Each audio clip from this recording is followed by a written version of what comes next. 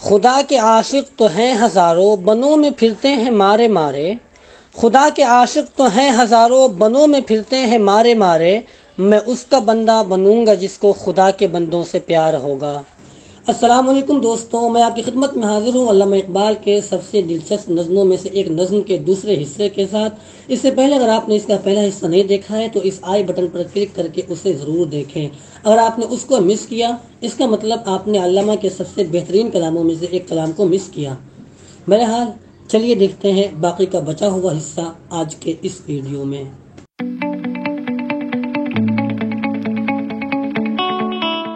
سفینہ برگ گل بنا لے گا قافلہ مور ناتوا کا، ہزار موجوں کی ہو کشاکش مگر یہ دریا سے پار ہوگا۔ جیسا کہ میں نے پہلے بھی بتایا تھا کہ یہ نظم بہت سارے تشبیہات اور بے شمار استعارات پر مشتمل ہے، لہذا اسے اچھے سے سمجھنے کے لیے اس ویڈیو کو آخر تک غور سے ضرور دیکھیں۔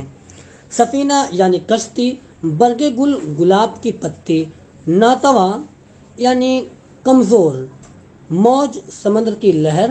کہنے کا مطلب یہ کہ علامہ فرماتے ہیں مصیبتوں اور آزمائشوں کی لہر چاہے کتنی بھی تیز ہو، چاہے کتنی بھی خطرناک ہو، ہم مورد ناتوا کا قافلہ یعنی ہم تنگ دست اور پریشان حال قوم گلاب کے پتیوں کی کشتی بنا کر یعنی اپنے ایمان کے طاقت کے بلبوتے پر اس دریا کو پار کر جائیں گے، ان تمام آزمائشوں اور مصیبتوں کے دریا کو پار کر جائیں گے۔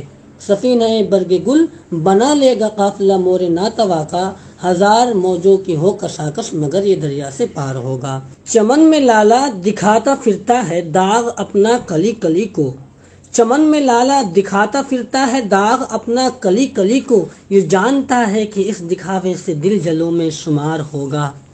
چمن یعنی باغیچہ، لالا ایک پھول کا نام، کلی کا مطلب بھی پھول ہی ہوتا ہے، پر یہاں کلی سے مراد انڈیویجولز اور افراد ہیں۔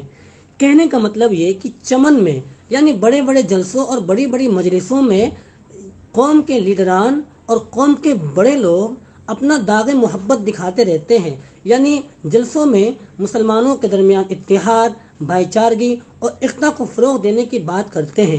انہیں لگتا ہے کہ ان لمبی لمبی تقریروں سے، ان لمبے لمبے جلسوں سے دل جلوں میں شمار ہوگا، یعنی قوم بیدار ہو جائے گی، قوم کو باتیں سمجھ میں آ جائے گی اور قوم ایک پلیٹ فارم پر آ کے کھڑی ہو جائے گی۔ پر ایسا کچھ نہیں ہے، محض ان تقریروں اور محض ان جلسوں سے کوئی فائدہ نہیں ہونے والا۔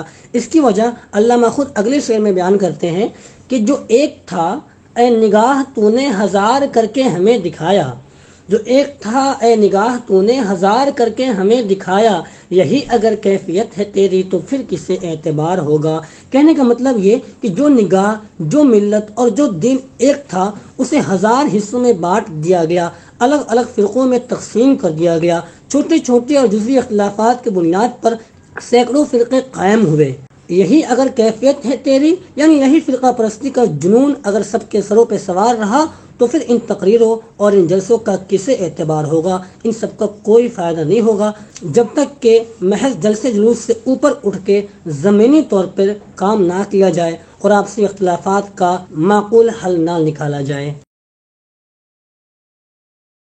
کہا جو قمری سے میں نے ایک دن یہاں کے آزاد پا بگل ہیں، کہا جو قمری سے میں نے ایک دن یہاں کے آزاد پا بگل ہیں، تو غنچے کہنے لگے ہمارے چمن کا یہ رازدار ہوگا۔ مطلب یہ کہ ایک دن میں نے کسی لیڈر سے کہا کہ ہمارے لیڈران جو آزاد ہونے کا دعویٰ کرتے ہیں دراصل وہ کسی نہ کسی درجے میں خود غلامی کا شکار ہیں، حقیقتاً خود انہیں کچھ بولنے کی آزادی نہیں ہے، ان کی سیاسی قوت اور سیاسی طاقت بالکل مفقود اور معدوم ہو چکی ہے۔ تو غنچے کہنے لگے یعنی لوگ کہنے لگے کہ ہاں تم ہی سب جانتے ہو، سارے راز تو تمہیں ہی پتہ ہے، ہمیں تو کچھ نہیں پتہ۔ اس شعر میں دراصل علامہ نے ایک شکایت کی ہے ان لوگوں کے خلاف جب وہ انہیں کچھ سمجھا دیتے تو وہ ان سے طنزیہ طور پہ یہ کہتے تھے ہاں تم ہی بڑے آدمی ہو، سب تو تمہیں پتہ ہے۔ اسی طنز کو علامہ اور زیادہ ہوا دیتے ہوئے آگے فرماتے ہیں خدا کے عاشق تو ہے ہزاروں، بنوں میں پھرتے ہیں مارے مارے، خدا کے عاشق تو ہیں ہزاروں، بنوں میں پھرتے ہیں مارے مارے، میں اس کا بندہ بنوں گا جس کو خدا کے بندوں سے پیار ہوگا۔ یہاں علامہ اقبال انسان دوستی کا پیغام دیتے ہوئے ان لوگوں پر ایک طنز کر رہے ہیں جو خود پسندی میں بالکل ڈوبے ہوئے ہوتے ہیں، جو خود کو خدا کا بہت زیادہ نیک بندہ اور باقی ماندہ لوگوں کو فاسق، فاجر، گمراہ، دین سے بیزار اور پتہ نہیں کیا کیا سمجھتے ہیں۔ اگر ذاتی طور پہ میں کہوں تو میں نے بھی اپنی زندگی میں سے بہت سارے صوفیوں اور دینداروں کو دیکھا ہے جنہیں اپنی دینداری اور اپنی عبادت پر اتنا غرور ہوتا ہے کہ باقی سب لوگ انہیں جہنمی نظر آتے ہیں۔ یقیناً آپ لوگوں نے بھی ایسے لوگوں کو دیکھا ہوگا، تو ان لوگوں کے لیے علامہ کا یہ طنزیہ شعر ہی کافی ہے کہ خدا کے عاشق تو ہیں ہزاروں، بنوں میں پھرتے ہیں مارے مارے۔ یعنی ہمیں ایسے اللہ والوں کی، ایسے دیندار لوگوں کی، ایسے خدا کے عاشقوں کی کوئی ضرورت نہیں ہے۔ ایسے لوگ تو گلیوں میں اور چوک چوراہوں پہ پھرتے رہتے ہیں۔ میں اس کا بندہ بنوں گا جس کو خدا کے بندوں سے پیار ہوگا، یعنی میں صحیح معنی میں اس کا فین ہوں، میں اس کا دل دادا ہوں جس کے دل میں انسان دوستی کا جذبہ ہو، جو لوگوں سے محبت کرتا ہو۔ خیال رہے کہ علامہ کا یہ طنز ہر اللہ والے کے لیے نہیں ہے، بلکہ صرف اس کے لیے ہے جو کچھ زیادہ ہی اللہ والا ہو، جس کی دینداری اور خدا دوستی تنگ نظری سے بھری پڑی ہو۔ یہ رسم بزم فنا ہے اے دل، گناہ ہے جنبش نظر بھی۔